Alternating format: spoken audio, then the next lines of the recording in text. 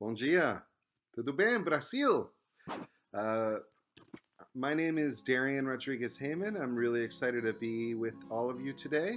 And really, today, what I wanted to talk about is how you and your organization can most effectively convey your story. This is something that is really critical for fundraising, but also just for being able to communicate your impact to potential supporters in general. And so I hope this short video is helpful. The first thing that I just want to say is welcome to the attention economy. People are being constantly bombarded by messages, and as a result, it is that much more important that you are able to convey your message in a concise, compelling, and credible way. And that's really what I'm going to talk about today. So really, how does your cause get the attention that it deserves? The idea here is that it's not about the what, it's about the so what.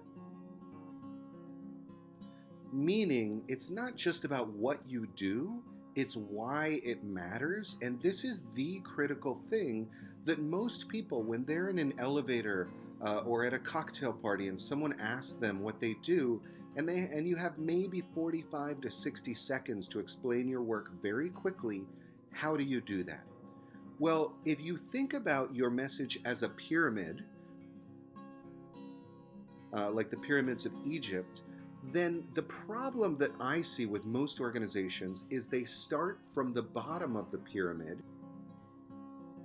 and they start telling someone all of the details about what they do instead of why it matters. And the idea here is if someone asks you what you do and you just dive right into the details of, well, we run a homeless shelter that provides food, vocational training, and healthcare to the homeless of Sao Paulo, well, that's helpful. They know what you do, but you're leaving it to the listener to reconcile why that's important. And so the idea of starting from the top of the pyramid and working your way down is saying, really starting with what you believe.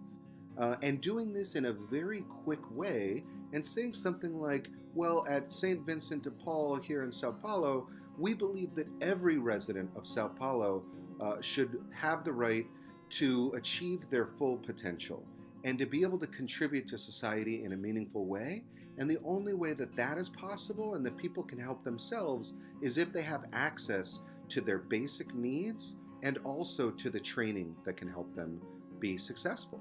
So what we do is that we run a soup kitchen and provide food. We have vocational training to help people get job ready, and we also take care of their healthcare needs.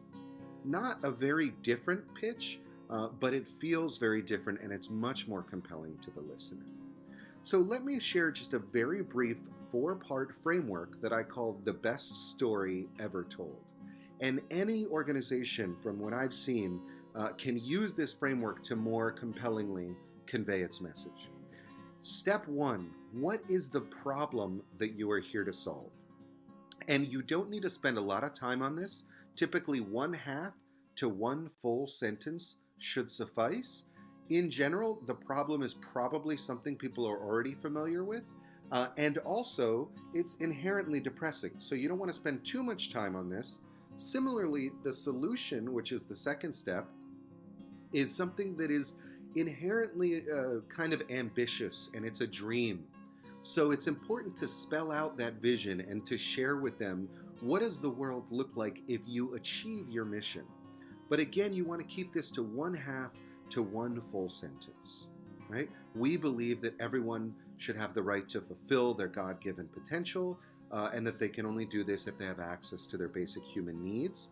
And this is really critical for the 1 in 10 people in Sao Paulo who are living on the streets currently.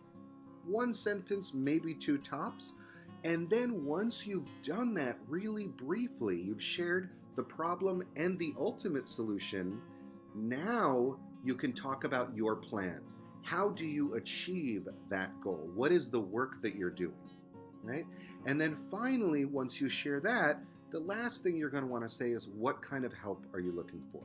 Well, we're currently recruiting board members. Of course, we're always seeking funding support, and we're also looking for in-kind support, in particular from corporations that want to donate old computers and office equipment. Great. So from my experience, if you can share these 4 things very briefly, this is the best way to tell your story. And bear in mind that each of your programs can have its own pyramid. So you can talk about the fact that you have the vocational training program, the soup kitchen to provide food, and also healthcare, and then each of those has its own story. So you can repeat this four-part storyline for each of those. So as you think about building your story, right, the first thing that you want to think about is that as you build that story, you want to talk about the history, the story of your programs, and what I call each of your fundables, right? What are all, first of all, starting with your organization as a whole, but then each of your different programs and initiatives, which you are currently doing, you want to create a pyramid for each of these, the organization as a whole and each of your programs. You also want to create one of these pyramids for each of the different ideas that you think you would like to do if someone can only write you a big enough check. If someone gives you $1,000,000 reais, what would you do with it? And if there's things that are not your current programs, but you'd like to do them and you have board support and staff support and they fit with your mission, then come up with a pyramid so that you have it ready the next time you are in an elevator with Bill Gates. And of course, as you go out into the community and now you have a pyramid, a story for each of these different fundables, right? These programs, initiatives, and opportunities. Well, you want to see how people react and respond to each of those. And I will tell you, the way you know that your pyramid, that your story is working, is if you give them the 45 to 60-second story, and then they start asking questions. Oh, well, tell me what you're doing around vocational training. Oh, really? You provide healthcare support. What does that look like? Who do you partner with? That's when you know your story is working, and then you let them pull you further down the pyramid instead of you just telling them everything you want to say. It becomes more of a conversation. And ultimately, remember as you're fundraising that people don't give to organizations, they give to people, right? And so you want to let your own voice, your own personal experience shine through as you're telling your story. This is really critical. The next thing, and I just want to share 3 final things as we close, is people don't give to organizations, they give to people. The other thing to remember is that people don't give to you, they give through you. You, and in fact, your organization, are nothing but a channel, a conduit. And what your organization, and in fact, what the nonprofit and NGO sector as a whole, as a movement does, is it connects people and organizations with resources to the change they want to see in the world. We are a channel, a conduit for impact. And the act of fundraising is helping that person or that organization get really clear on exactly what the change they want to see in the world is. And then to the extent there's an overlap with your goals and your programs and your mission, then great, the funding happens naturally. And if not, that's fine too. It has to be okay for someone to say no when you're making an ask. But hopefully what you've done in the process is connected them more closely to the things that they care about. And then the final thing that I want to share, which is a quote from Hank Rosso, the founder of professional fundraising, is that he once said that the number one reason why people don't give is because they are not asked.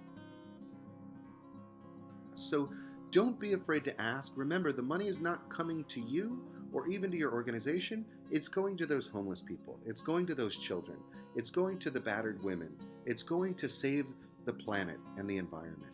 Whatever it is your mission is, you are a channel and a conduit to achieving that. And so I hope this was really helpful for you. I want to share my personal email and my personal mobile phone if I can be helpful in any way.